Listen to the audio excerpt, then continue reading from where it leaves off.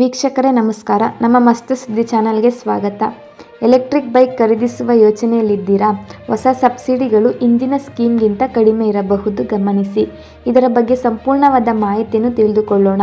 ನೀವಿನ್ನೂ ನಮ್ಮ ಚಾನಲನ್ನು ಸಬ್ಸ್ಕ್ರೈಬ್ ಮಾಡಿಲ್ಲ ಅಂದರೆ ಮಿಸ್ ಮಾಡಬೇಡಿ. ಕೇಂದ್ರದ ಹೊಸ ಎಲೆಕ್ಟ್ರಿಕ್ ವಾಹನ ಸಬ್ಸಿಡಿ ಯೋಜನೆಯು ಎಲೆಕ್ಟ್ರಿಕ್ ದ್ವಿಚಕ್ರ ವಾಹನಗಳ ಬೆಲೆಯನ್ನು 10,000 ರುವರೆಗೆ ಕಡಿತಗೊಳಿಸಲಾಗುತ್ತದೆ ಎಂದು ಕೇಂದ್ರ ಬೃಹತ್ ಕೈಗಾರಿಕೆ ಸಚಿವ ಎಚ್. ಡಿ. ಕುಮಾರಸ್ವಾಮಿ ಅವರು ಹೇಳಿದ್ದಾರೆ.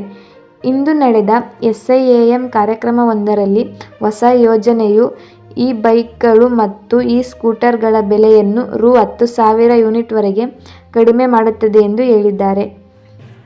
ಎಲೆಕ್ಟ್ರಿಕ್ ದ್ವಿಚಕ್ರ ವಾಹನಗಳಿಗೆ ಹೊಸ ಯೋಜನೆಯಡಿಯಲ್ಲಿ ಸಬ್ಸಿಡಿಯನ್ನು ಬ್ಯಾಟರಿ ಶಕ್ತಿಯ ಆಧಾರದ ಮೇಲೆ ಪ್ರತಿ ಕಿಲೋವ್ಯಾಟ್ ಗಂಟೆಗೆ 5,000 ರುಗೆ ನಿಗದಿಪಡಿಸಲಾಗಿದೆ. ಆದರೆ ಒಟ್ಟಾರೆ ಸಬ್ಸಿಡಿ ಮೊದಲ ವರ್ಷದಲ್ಲಿ 10,000 ರೂಪಾಯಿಗಳನ್ನು ಮೀರುವುದಿಲ್ಲ ಎಂದು ಕೇಂದ್ರ ಭಾರೀ ಕೈಗಾರಿಕೆಗಳ ಸಚಿವ ಎಚ್. ಡಿ. ಕುಮಾರಸ್ವಾಮಿ ಅವರು ಹೇಳಿದ್ದಾರೆ.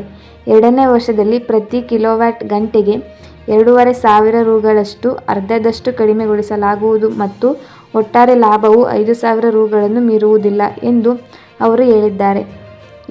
ಇದಕ್ಕೂ ಮುನ್ನ ಈ ಬೈಕ್ಗಳು 15,000 ಸಬ್ಸಿಡಿ ನೀಡಲಾಗುತ್ತಿತ್ತು. ಈ ಯೋಜನೆಯಲ್ಲಿ ಎಲೆಕ್ಟ್ರಿಕ್ ಕಾರುಗಳು ಮತ್ತು ಹೈಬ್ರಿಡ್ ವಾಹನಗಳನ್ನು ಸೇರಿಸಲಾಗಿಲ್ಲ ಎಂದು ಕೇಂದ್ರ ಸಚಿವರು ಹೇಳಿದರು. PM E-ಡ್ರೈವ್ನಲ್ಲಿ ಪ್ರಯಾಣಿಕರ EVಗಳನ್ನು ಸೇರಿಸದಿರುವ ಹಿಂದಿನ ತಾರ್ಕಿಕತೆಯನ್ನು ವಿವರಿಸಿದ ಸಚಿವರು, ಎಲೆಕ್ಟ್ರಿಕ್ ಕಾರುಗಳಿಗೆ ಈಗಾಗಲೇ ಶೇಕಡಾ 5% ಕಡಿಮೆ GST ಸ್ಲ್ಯಾಬ್ನಲ್ಲಿ ತೆರಿಗೆ ವಿಧಿಸಲಾಗುತ್ತದೆ ಎಂದು ಹೇಳಿದರು. ಇದಲ್ಲದೆ ಆಟೋ PLI ಯೋಜನೆಯಡಿಯೂ ಪ್ರಯೋಜನಗಳು ದೊರೆಯುತ್ತವೆ ಎಂದರು. 2 ವರ್ಷಗಳಲ್ಲಿ ಒಟ್ಟಾರೆ 10,900 ಕೋಟಿ ರುಗಳ ವೆಚ್ಚದೊಂದಿಗೆ ಯೋಜನೆಯು 24 ಲಕ್ಷ ಎಲೆಕ್ಟ್ರಿಕ್ ದ್ವಿಚಕ್ರ ವಾಹನಗಳು, 3 ಲಕ್ಷ ಎಲೆಕ್ಟ್ರಿಕ್ ತ್ರಿಚಕ್ರ ವಾಹನಗಳು ಮತ್ತು 14,028 ಎಲೆಕ್ಟ್ರಿಕ್ ಬಸ್ಸುಗಳನ್ನು ಬೆಂಬಲಿಸುತ್ತದೆ ಎಂದು ಕುಮಾರಸ್ವಾಮಿ ಅವರು ಹೇಳಿದ್ದಾರೆ. ಶೇಕಡಾ 40% ಮೊತ್ತವನ್ನು ಎಲೆಕ್ಟ್ರಿಕ್ ಬಸ್ಸುಗಳಿಗೆ ಮೀಸಲಿಡಲಾಗುತ್ತದೆ. ಎಲೆಕ್ಟ್ರಿಕ್ ದ್ವಿಚಕ್ರ ವಾಹನಗಳಿಗೆ 1,772 ಕೋಟಿ ರು, ಎಲೆಕ್ಟ್ರಿಕ್ ತ್ರಿಚಕ್ರ ವಾಹನಗಳಿಗೆ 907 ಕೋಟಿ ರು, ಹೆಚ್ಚುವರಿಯಾಗಿ ಹೈಬ್ರಿಡ್ ಆಂಬ್ಯುಲೆನ್ಸ್ಗಳಿಗೆ 5,000 ಕೋಟಿ ರು. ಯೋಜನೆಯ ಅಡಿಯಲ್ಲಿ ಪ್ರಯೋಜನಗಳನ್ನು ಪಡೆಯಲು ಈ ಬಾರಿ ಕೈಗಾರಿಕೆ ಸಚಿವಾಲಯ EV ಖರೀದಿದಾರರಿಗೆ ಇ-ವೋಚರ್ಗಳನ್ನು ನೀಡುತ್ತದೆ.